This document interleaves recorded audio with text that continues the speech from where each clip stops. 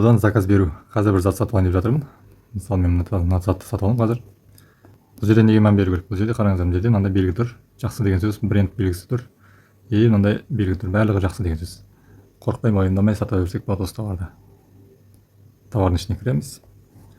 Бұл жерде неге мән береміз? Бұл жерде ең бастысы мынандай белгілер. Сосын астына қарай түсеміз де мынандай белгі. Сосын жаңағы бренд белгісі бар.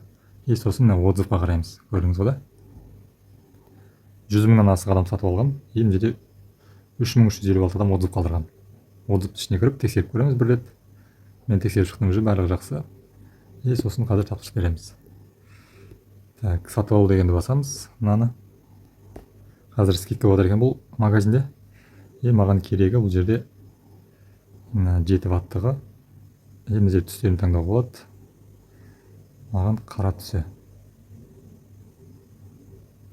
Осы қара түсінен 13-ті керек. Міне 13-ті таңдадық. Бұл енді сатып алу дегенді белгілейміз. Мынаны сатып алу дегенді басамыз. Бұл жерге төлем паролін енгіземіз. Мына жерде картаның артындағы 3 нөмірді енгіземіз. Қызылды басамыз. Болды, төлем жасалды. Ақша шешілді деп Каспиге келді. Мына решетканы басып, артқа шығып кетеміз. Мен дегенді басамыз.